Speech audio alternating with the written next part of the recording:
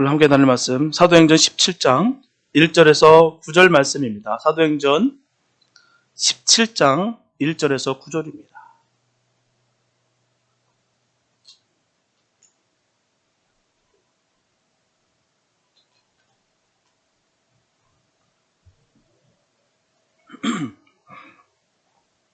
사도행전 17장 1절에서 9절 말씀입니다. 주님의 귀한 말씀 봉독해 올립니다. 저희가 암비볼리아와 아볼로니아로 다녀가 데살로니가에 이르니 거기 유대인의 회당이 있는지라. 바울이 자기의 규례대로 저희에게로 들어가서 새 안식일에 성경을 가지고 강론하며 뜻을 풀어 그리스도가 해를 받고 죽은 자 가운데서 다시 살아야 할 것을 증명하고 이르되 내가 너에게 전하는 이 예수가 곧 그리스도라 하니 그 중에 어떤 사람 곧 경건한 헬라인의 큰 무리와 적지 않은 귀부인과 권함을 받고 바울과 실라를 쫓으나 그러나 유대인들은 시기하여 저자의 어떤 괴악한 사람들을 데리고 때를 지어 성을 요동케 하여 야손의 집에 달려들어 저희를 백성에게 끌어내려고 찾았으나 발견치 못하매 야손과 및 형제를 끌고 읍장들 앞에 가서 소리질러 가로되 천하를 어지럽게 하던 이 사람들이 여기도 이르매 야손이 들었도다. 이 사람들이 다 가이사의 명을 거역하여 말하되 다른 임금 곧 예수라는 이가 있다 하더이다 하니 무리와 읍장들이 이 말을 듣고 소동하여 야손과 그 나머지 사람들에게 보를 받고 놓으니라. 아멘. 사람이 음식을 먹어야 육이 살 수 있듯이 영적인 문제도 마찬가지입니다. 분명한 것은 영적인 음식이 존재한다는 것입니다.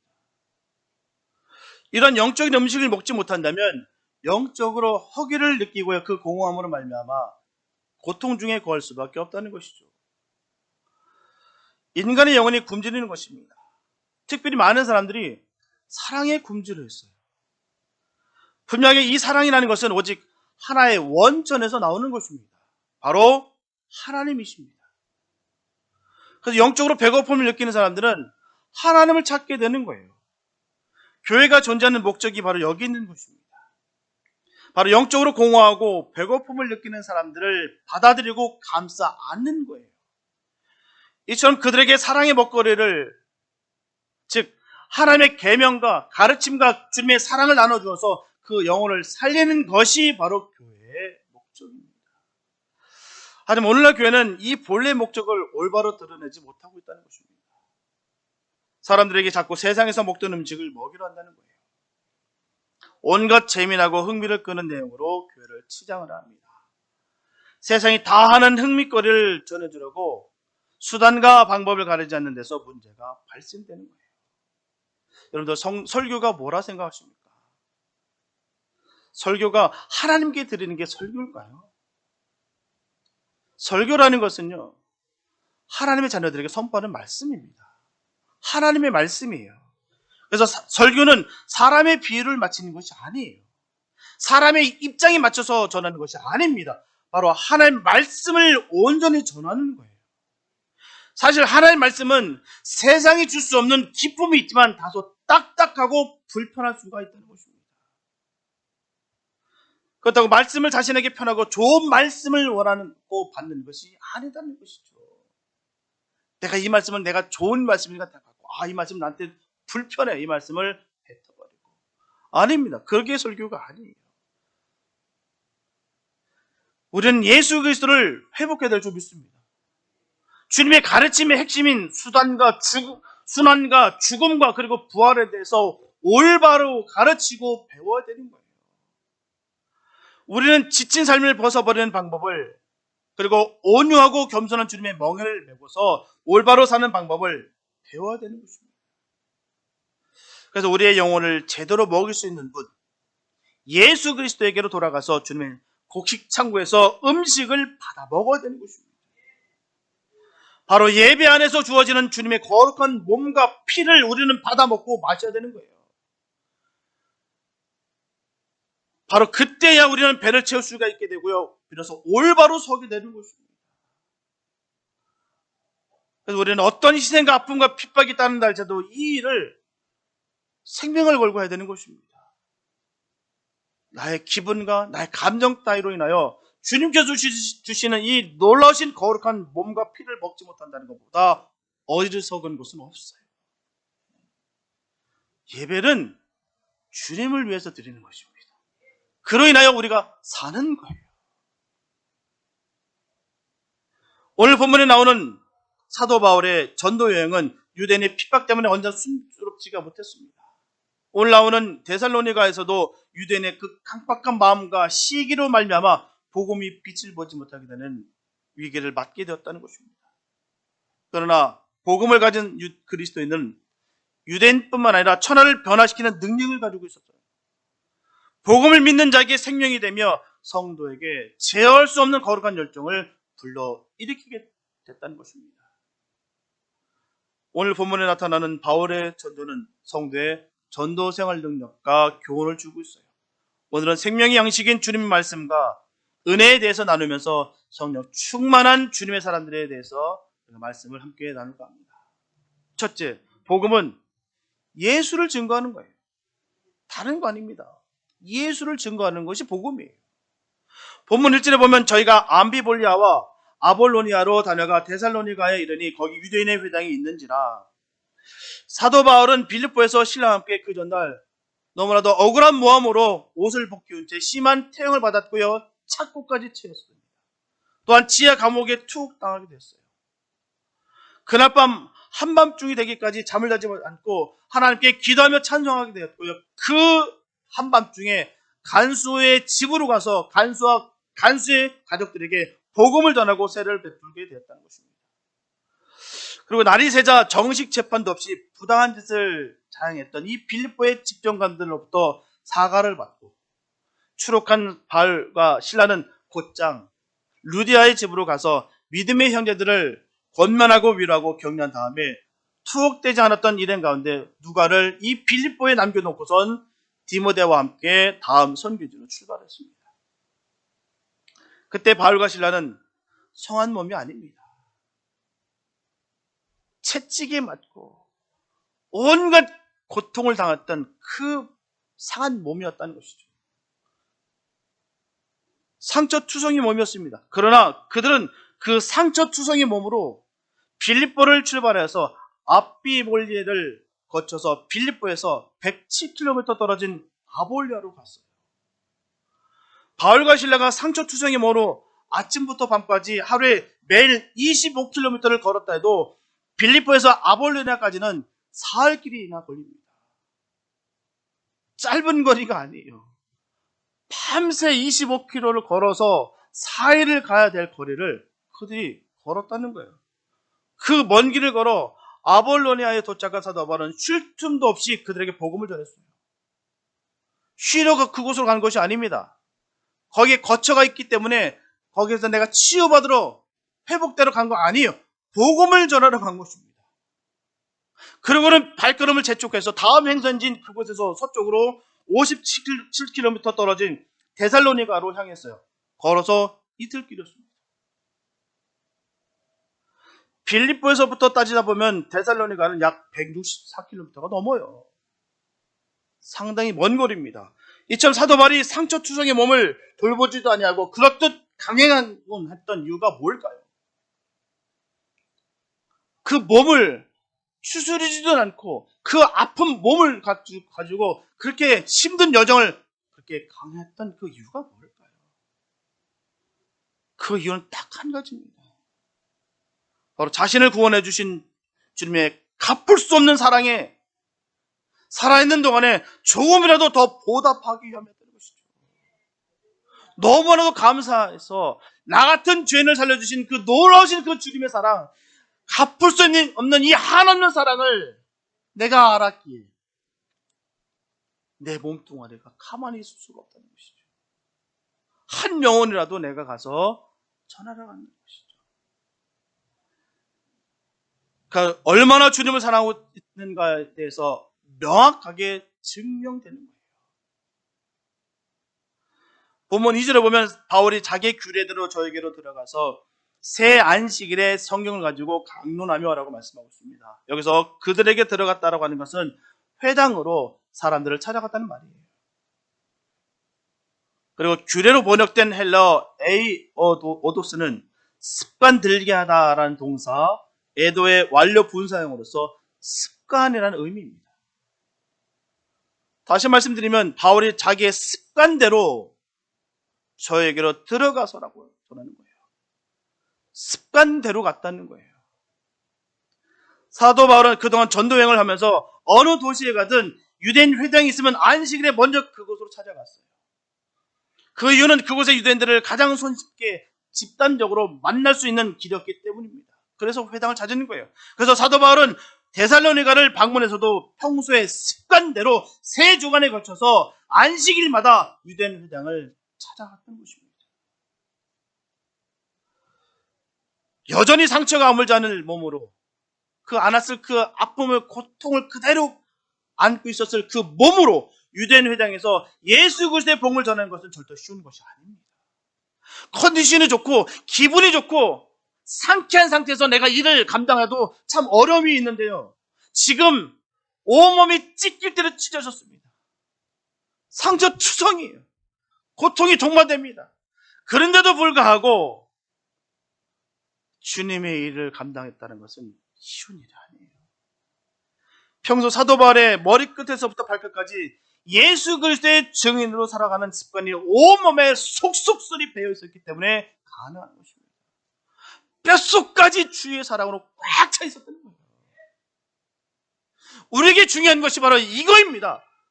주님의 사랑으로 꽉 채우셔야 돼요. 이래야 살아갈 수 있습니다. 사도 바울이 그렇게 살아갔다는 거예요. 온 몸과 마음에 예수로 꽉 채워져 있다는 것이죠. 그의 전도 여행 내내 그는 수많은 풍토병과 선전선동으로 돌팔매질을 당하고 채찍에 맞고 옥에 갇혀도 복음 증거를 멈추지 않았다는 거예요. 단 한순간도 멈추지 않았습니다. 죽은 줄로 알고 버림을 당했어도 결코 멈추지 않았어요. 탁탁 털고 다시 더베로 들어갔습니다. 내가 상처 주고 돌 던진 거에 대해서 기분 나빠하고 아팠던 것은 다 없고요. 주님 주신 그 사랑이 너무 커서 갚을 수 없는 이 놀라운 사랑으로 인하여 그 길을 걸어갔다는 거예요. 어떤 상황 속에서든 예수 그리스도의 증인으로 살아가는 삶이 사도 바울의 습관이 되었기 때문에 가능한 일입니다. 절대 습관은 한두 번으로 생기는 것이 아닙니다. 한두 번 했다고 해서 세워지는 것이 습관이 아닙니다. 지속적으로 계속해서 할 때 쌓이는 거예요. 그게 습관입니다. 고린도전서 15장 31절에 보면 형제들아 내가 그리스도 예수 우리 주 안에서 가진 바 너에게 대한 나의 자랑을 두고 단언하노니 나는 날마다 죽노라. 너무나 멋진 신앙의 고백 아니겠습니까? 난 날마다 죽는다. 사도 바울은 예수 그리스도의 참된 증인으로 살기 위해서 자기 안일함과 나태함 속에 안주하려는 자신을 날마다 쳐서 복종시켰다는 거예요. 이 위대한 사도도 그렇게 했는데요. 한 번, 두 번 안 하면 무너지게 됐다는 것이죠. 음악하는 사람들 중에서 그런 말 많이 합니다.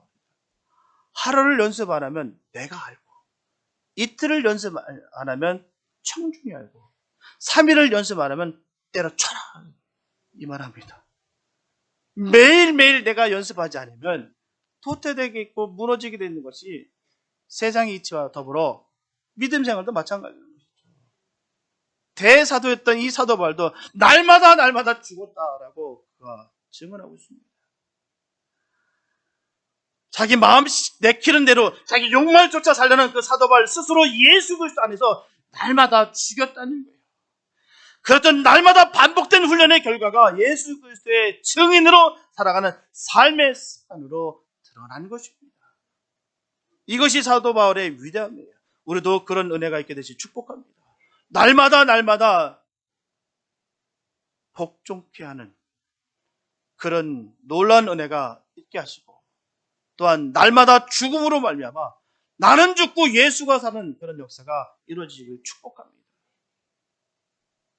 보면 3절에 보면 뜻을 풀어 그리스도가 해를 받고 죽은 자 가운데서 다시 살아야 할 것을 증명하고 이르되 내가 너에게 전하는 이 예수가 곧 그리스도라.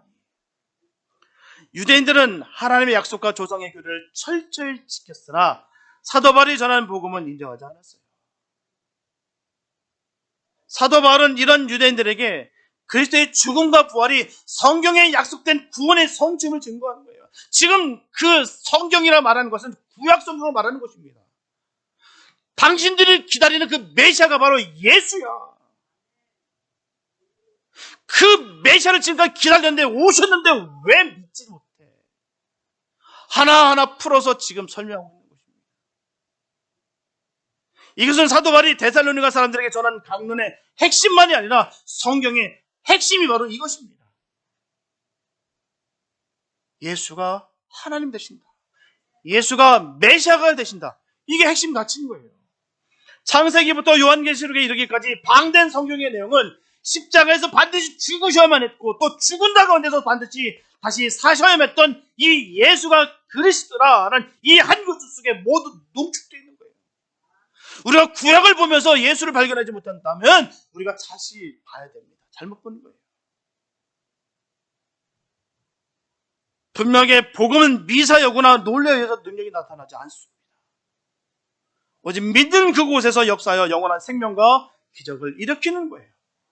사도 바울은 유대인들에게 하나님의 약속이 그리스도의 고난과 죽음과 그리고 부활로 완성되었다라고 증거했어요. 우리도 이런 믿음이 있어야 될 줄 믿습니다. 모세의 율법은 유대인의 불의를 깨닫게 하고 성전을 훈련하도록 했어요. 율법이 잘못된 것이 아닙니다. 율법이 악하다는 것을 말하는 것이 아니에요. 잘못 이들이 여겼기 때문에 문제가 된다는 것입니다. 로마서 9장 30절에서 33절 말씀 보게 되면 그런즉 우리가 무슨 말 하리요? 의를 좇지 아니한 이방인들이 의를 얻었으니 곧 믿음에서 난 의요. 의의 법을 쫓아간 이스라엘은 법에 이르지 못하였으니 어찌 그러하느냐? 이는 저희가 믿음에 의지하지 않고 행위에 의지함이라. 부딪힐 돌에 부딪혔느니라. 기록된 바 보라 내가 부딪히는 돌과 거치는 반석을 시온에 두노니 저를 믿는 자는 부끄러움을 당치 아니하리라 함과 같으리라.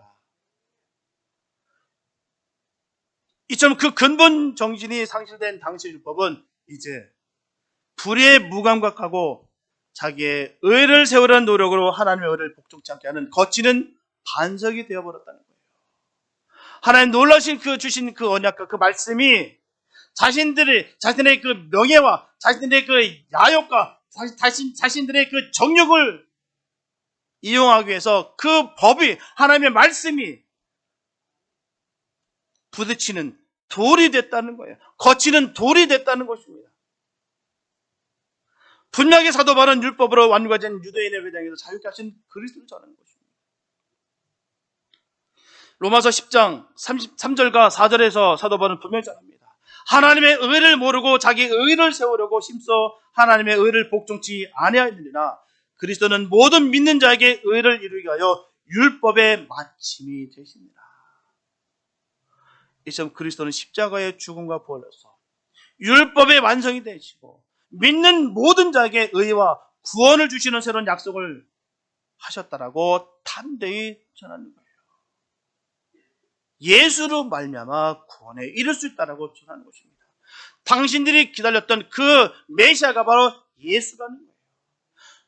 죽을 수밖에 없었고 다시 부활할 수밖에 없었던 그 이유가 바로 저와 여러분들 때문이라는 것을 분명히 전하는 것입니다. 그 모든 것을 주님께서 감당하셨다는 거예요. 그 예수 그리스도 안에 농축되어서 우리에게 주셨다라는 것입니다. 다른 자랑거리들을 접어두고 예수 그리스도만 자랑하는 사도 바울의 전도 자세는 말재주로 자기의 자랑을 위해서 전도하는 성도에게 깊이 훈계하고 있다는 것입니다. 예수를 증거해야 되는데 예수만이 나타나야 되는데 자꾸 그걸 통해서 자기 자신을 드러내려고 하는 모습들이 있다라는 것이죠. 그래서 우리가 얻어야 될 것은 오직 예수만 증거하고 예수로 말미암아 회복되기에 우리는 이 기쁨을 참지 않고 전해야 되는 것입니다. 그냥 전하는 것이 아니에요. 정말 감사함으로 기쁨으로 갚을 수 없는 이 놀라우신 그 사랑을 전해야 되는 것이죠. 사도 바울의 모습 속에 그 담대함이 그 안에 있는 것입니다. 그 유대인 회당에서 담대하게 당신들이 기다리는 그 메시아가 바로 예수다. 그 예수만이 구원이다 라고 선포했듯이 우리도 언제 어디서든 그 예수가 구원이시고 그 예수만 믿음으로 말미암아 우리가 영원한 생명을 얻고 영원한 나라에 거할 수 있다라고 담대하게 전하실 줄 믿습니다. 전하시길 바랍니다. 그게 진정한 믿음이고 그게 진정한 믿음의 용기인 거예요. 저번에는 주님께서 주신 사랑에 대해서 늘 감사하시고 주님이 절대 가치가 되어서 최선을 다해 주님을 자랑하고 증거하는 복된 주님의 사람들 되시기를 예수의 이름으로 축복합니다. 둘째 복음은 근심한 핍박으로도 극심한 핍박으로도 절대로 바뀌면 안 됩니다. 보면 4절에 보면 그 중에 어떤 사람 곧 경건한 헬라인의 큰 무리와 적지 않은 귀부인도 권함을 받고 바울과 실라를 쫓으나. 여기서 권함을 받고로 번역된 헬라어 동사 페이도는 설득하다, 믿다, 확신하다라는 의미의 동사로서 원문에는 이 동사가 수동태로 기록되어 있어요. 많은 헬라인들과 귀부인들이 사도 바울의 설교를 듣고 예수 그리스도를 믿게 되었다는 말입니다. 그리고 예수 그리스도를 영접한 그들은 지체 없이 바울과 실라를 따랐습니다. 기료 진료 생명이신 예수 그리스도를 따르기 위해서 이 세상에서 받아야 할 해가 있다면 자신들도 마땅히 기꺼이 그 감수하겠다는 공개적인 선포였어요. 내가 모든 거 다 내려놓는다 할지라도 난 주님의 길을 걷겠습니다. 그 핍박과 고난 전혀 두렵지 않습니다. 마땅히 받을 바라면 당연히 받겠습니다. 감사로 기쁨으로 받겠습니다라고 선포한 거예요. 사회적 인지도가 높고 잃을 것이 많은 사람들이 자신을 희생하는 것은요 결코 쉬운 것이 아닙니다. 잃어버릴 것이 많은 그들에게 있어서 잃는다는 것은 쉽지가 않아요. 오히려 잃을 것이 없는 사람은 무서울 것이 없습니다. 왜일까요? 잃을 것이 없기 때문에 무서울 거 없는 거예요. 이런 면에서 그들은 비시디 안디옥의 유력자들 및 귀부인들과는 근본적으로 달랐어요. 이 데살로니가의 그 헬라인 그 귀족들과 이 비시디 안디옥의 그들과는 전혀 다른 모습이었다는 것입니다. 비시디 안디옥의 유력자들과 귀부인들은 유대인들의 거짓 모함에 선동을 당해서 사도 바울 일행을 박해하고 아예 그 도시에서 추방해버렸어요. 듣고 보니까 굉장히 찝찝하고 불편한 거예요.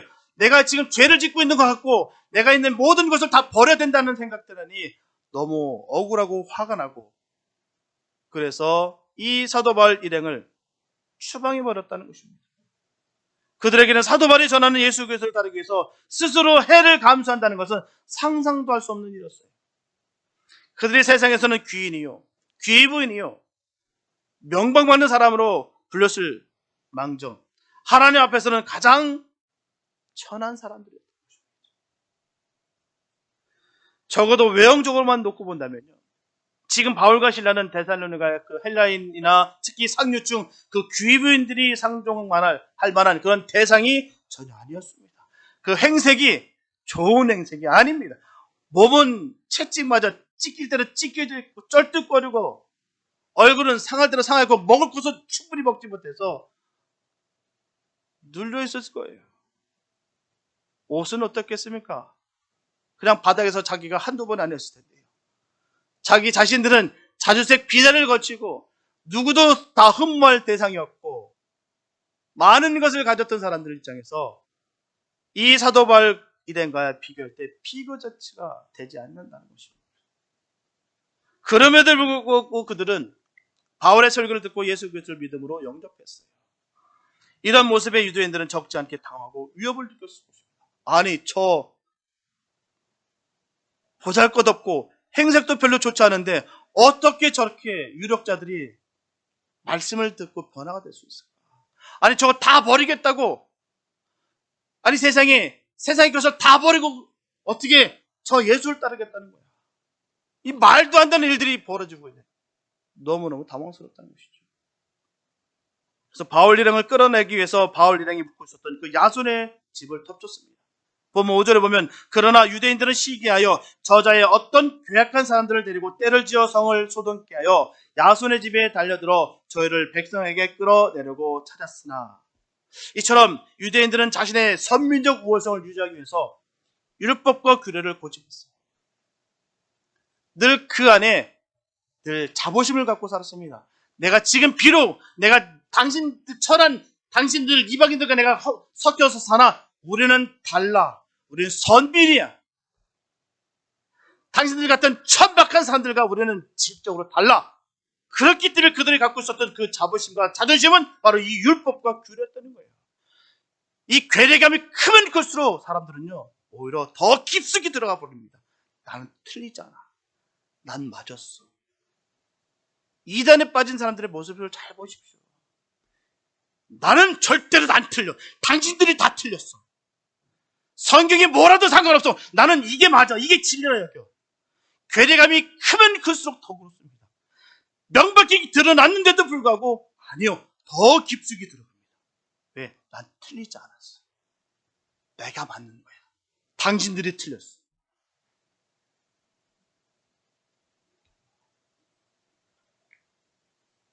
그 은혜의 복음이 이방인을 구원하며 표적과 기사가 이방인 가운데서 일어나는 그 하나님의 역사를 바라볼 때 질투와 시기로 격동케 되었다는 거예요. 데살로니가전서 2장 16절에 보게 되면 우리가 이방인에게 말하여 구원 얻게 함을 저희가 금하여 자기 죄를 항상 채우매 노하심이 끝까지 저희에게 임하였느니라. 사도 바울은 그대로 그들의 모습을 표현하고 있습니다. 얼마나 그들이 격노했고 얼마나 죄에 꽉 차 있는 모습을 그대로 표현하고 있습니다. 인간관계에 있어서 모든 문제에 발단은 뭐라 여기십니까? 여러분들 왜 인간 관계의 문제가 어디서부터 시작된다고 생각하십니까? 모든 문제는 시기부터 시작됩니다. 시기심 때문에 시작된다는 것이죠. 시기하다라는 동사 젤로우는 열심, 열정을 뜻하는 동사 젤로스에서 파생됐어요. 분명한 것은 매사 열심이 없는 사람은 시기하지도 않습니다. 자기 일에 열정이 없는 사람도 시기하지 않아요. 별로 관심이 없습니다. 그런 열정도 없어요. 그러므로 우리는 우리의 열심을 경계해야 되는 것이죠.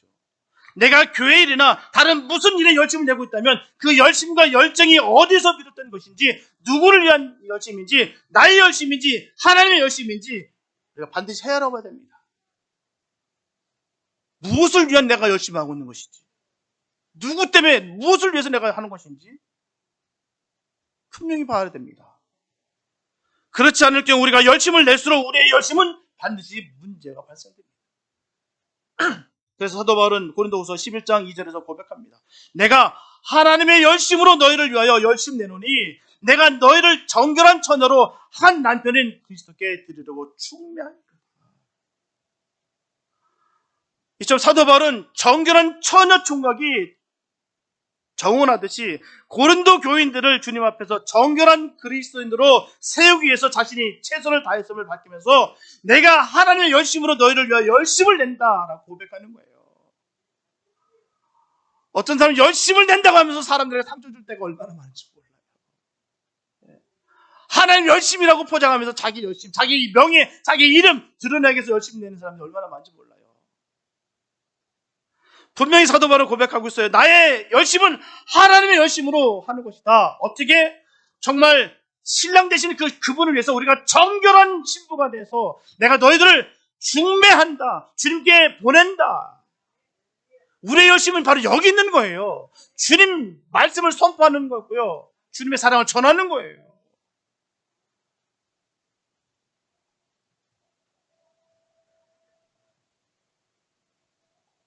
사도 바울은 주어진 소명을 위해 열심을 일하되 자신의 열심을 일하지 않았던 것입니다. 하나님의 열심을 일하는 거예요. 나의 이름은 철저히 가려지고 오직 예수의 이름만 드러나고, 내가 일했으니까 내가 좀 높아지겠지, 내가 못 힘든 일을 했으니까 난 너희들과 달라, 이게 아닙니다. 그런 마음 먹은 순간부터 그건 하나님에 의한 열심 아니에요. 착각입니다. 하나님에 의한 열심 아니에요. 하나님에 의한 열심은 철저하게 날 가르는 거예요. 드러날까봐 부들부들 떠는 거예요.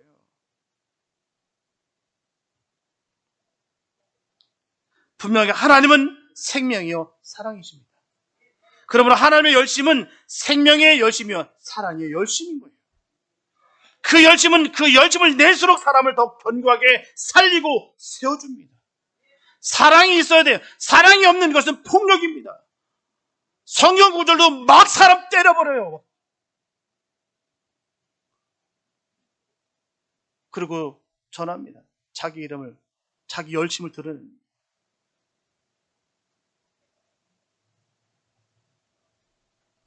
그런 인간의 열심이라는 것이 바로 이 모습이라는 것입니다. 인간은 이기적인 존재에서 자신의 열심을 내면 낼수록 누군가를 시기하게 하기 마련인 것이죠. 반드시 부정적인 결과가 나타난다는 것입니다. 저 사람을 내가 꼭 이겨야 돼. 내가 더 많은 것을 해야 돼. 저 사람을 내가 꾹 누르고 내가 이겨야 돼. 이 시김, 이게 바로 이기심이에요. 그렇기 위해서는 내가 수단과 방법을 가리지 않고 예수님의 말씀이라도 갖고서 내가 사용하고 막 때리는, 맞지도 않은 말씀을 갖고 말이에요. 자기 멋들은 그 해석을 통해서 그렇게 사용한다는 것입니다. 자기 열심을 갖고 말입니다. 말하기는 하나님의 열심이라고 이야기하면서 알고 보면 자기 열심. 내가 이랬기 때문에, 내가 이것을 위해서 내 이름이 드러나지 않으니까 화가 나고 저 사람이 막 달려가는 것 같으니까. 교회는 경쟁하는 곳이 아니에요. 물고 뜯고 내 이름을 드러내는 곳이 아닙니다. 섬기고 살아가는 곳이죠. 더 주님의 이름이 돋보이기를 원하는 것이 교회인 것입니다. 그게 주님의 일이에요. 사도 바울의 고백이 거기 있는 것입니다. 시기심은 이렇게 무섭습니다. 신앙도 버리게 만들고요. 본질도 흐리게 되고요.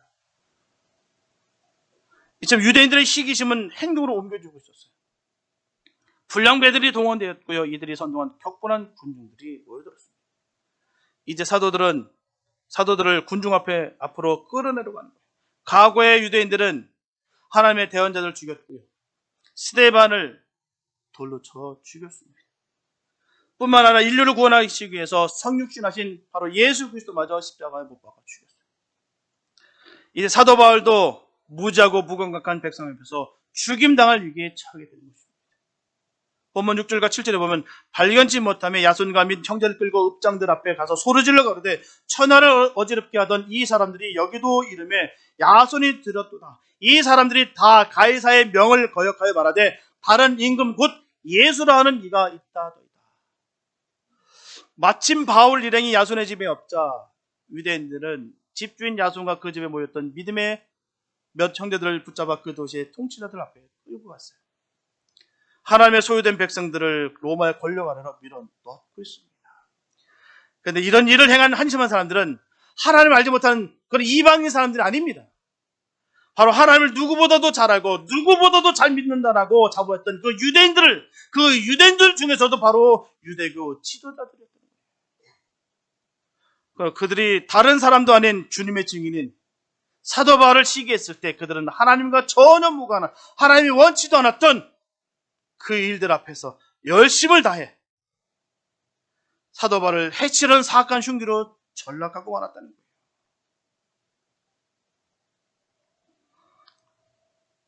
자신들도 로마의 권위를 존중하지 않고 있었지만 복음에 대한 적대심을 해결하기 위한 방편으로 이 로마를 이용하는 것입니다. 그들도 늘 어떻게 하면 이 로마를 전복시켜서 해방될까, 아주 격렬하고 너무너무 싫었어요. 적군입니다. 그런데도 불구하고 자기가 이것을 누르기 위해서는 적이라도 이용하겠다는 것이죠. 평소에도 그렇게 적대시했던 그 로마를 말입니다. 죄송하지만 타락한 사람의 전형적인 모습이라는 것이죠. 상황에 따라서 사람을 이용하다 보니 앞뒤 내용이 맞지를 않아요. 일적이 되는데 앞뒤가 안 맞아요. 상황에 따라서 다릅니다. 내용을 자신의 입맛에 맞게 변형시킨다는 것이죠. 진리는 분명하게 바뀌지 않습니다. 성도는 진리에 따라 살아가는 거예요. 언제라도 바뀌어지지 않는 거예요. 내가 아무리 상황이 내가 불리한 입장이 됐어도 그 진리를 선포하는 것입니다. 거짓말에 능수능란하면서 복음을 선포한다? 있을 수 없습니다.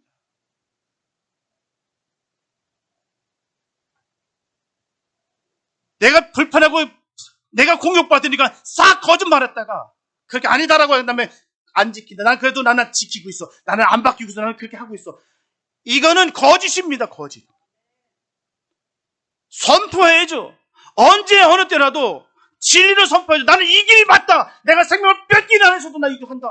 이게 진리죠.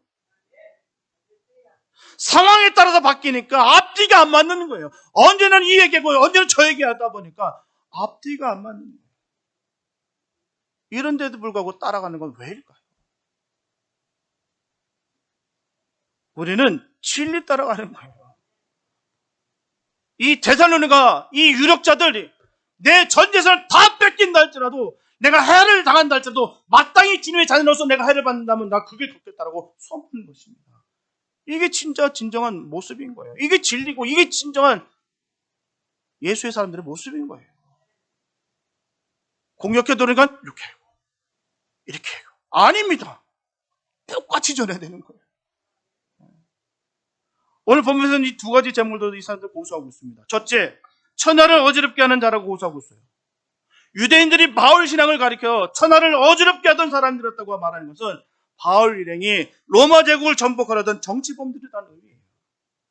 그래서 마게도냐 전 지역을 혼란케 하고 질서를 무시하는 이 정치범들 무리가 데살로니가에까지도 나타났으니 공권력으로 이들을 처벌해달라고 참사하는 것입니다. 둘째, 가이사의 명을 거역한 자라고 고소하고 있어요. 구원을 빙자해서 로마로부터 자유를 얻고 예수라는 새로운 왕을 세우려고 하니 로마의 자존심을 위해서라도 반역을 막아달라는 것입니다. 가이사, 다시 말씀드리면 로마 황제의 명령을 거역하는 것만으로도 당시에는 중죄였어요. 중죄. 더욱이 로마 황제가 아니라 예수라는 다른 임금을 섬긴다면 바울 일행은 능지처참할 반역 죄인들의 셈인 거예요. 이 당시에는 로마 시대는 주라는 말이 오직 황제이기 때만 쓸 수 있는 말입니다. 사실 바울 일행을 로마 황제에 대한 반역 죄인으로 모함한 이 데살로니가 유대인들과의 수법이라든지 또 예루살렘의 유대교 지도자들이 예수님을 유대인의 왕을 참칭한 반역 죄인으로 몰아서 십자가에 못 박아 죽인 수법과 다를 바가 없습니다. 똑같습니다. 동일한 수법이었어요. 이런 의미에서 예루살렘의 유대교 지도자들과 데살로니가의 종교인은 그 유대인들은 다 똑같이 교활한 정치꾼들, 선전선동자들이었다는 것입니다.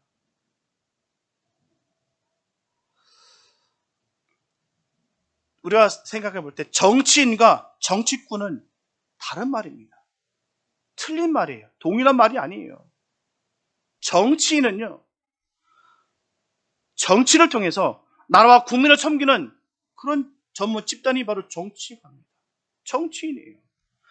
그 법을 테두리 안에서 잘 나라를 살리고 국민들을 섬기는 게 왜 나쁩니까?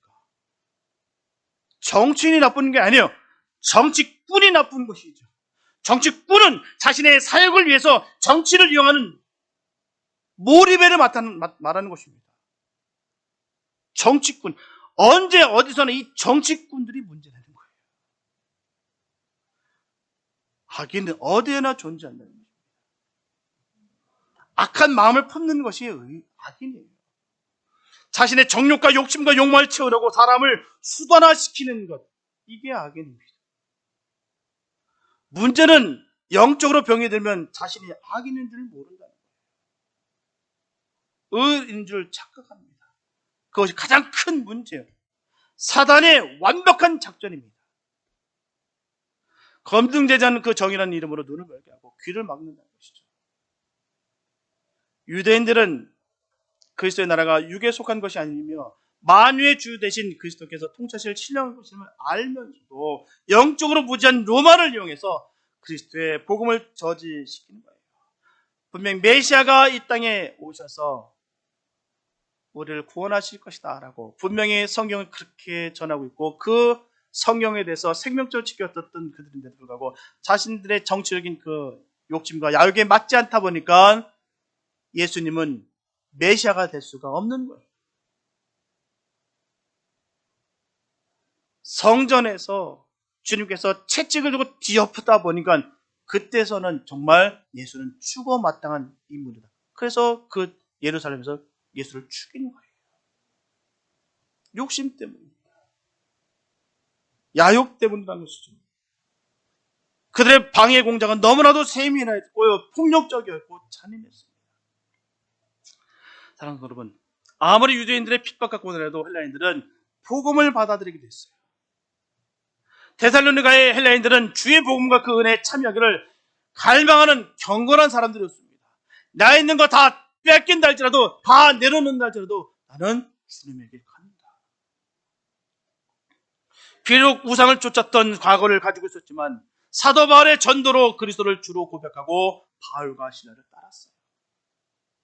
권위와 전통을 고집하던 강팍한 유대인들은 경건의 모양이 전부라고 오해했지만 복음을 권할 때 받아들였던 헬라인들은 경건의 모양뿐만 아니라 경건의 능력까지도 체험하게 된 거예요. 이처럼 복음은 핍박 가운데서도 복음을 받아들인 그 헬라인들의 삶을 완전히 변화시켰고요, 데살로니가의 교회의 기초가 되었습니다. 복음을 믿는 자 안에서 역사하여 천하의 어떤 힘으로도 굴복시킬 수 없는 복음의 군사들을 만들어낸 것입니다. 고린도후서 6장 8절에서 10절 말씀 보게 되면 영광과 욕됨으로 말미암아 악한 이름과 아름다운 이름으로 말미암으로 속이는 자 같으나 참되고 무명한 자 같으나 유명한 자요 죽은 자 같으나 보라 우리가 살고 징계를 받는 자 같으나 죽임을 당하지 아니하고 근심하는 자 같으나 항상 기뻐하고 가난한 자 같으나 많은 사람을 부유하게 하고 아무것도 없는 자 같으나 모든 것을 가진 자로다.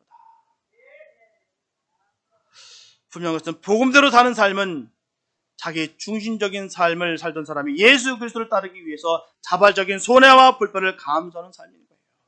내가 지금까지 이기적인 나만을 위해서 살았던 사람이었다면 예수로 말미암아 이제는 다 내려놓는 삶을 말하는 것입니다. 이게 바로 예수님의 삶이에요. 주님께서 갈라디아서 5장 16절을 통해서 우리에게 분명히 말씀하십니다. 너희가 자유를 위하여 부르심을 입었으나 그러나 그 자유로 육체의 귀를 삼지 말고 오직 사랑으로 서로 종노릇하라. 그 명령하신 그 이유가 여기 있는 것입니다. 우리가 예수 그리스도를 따라 서로 사랑하기 위해 자발적인 손해와 불편을 감수할 때 예수 그리스도의 생명이 우리의 심령 속에 넘치고 진정한 자유인으로 살 수가 있는 거예요. 교만해져서 넌 나와 달라, 난 네만큼 했기 때문에 사문이 달라, 나만 사랑해. 아닙니다. 우리 주님은 그렇게 말씀하신 적이 없고요, 성경에 그렇게 말씀하신 적이 없어요. 주님을 사랑하는 자 모든 자에게, 갈망하는 자에게 의의 면류관을 주시겠다고 약속하셨지요. 언제 짝뚝 딸려가지고 그렇게 하셨습니까? 아닙니다.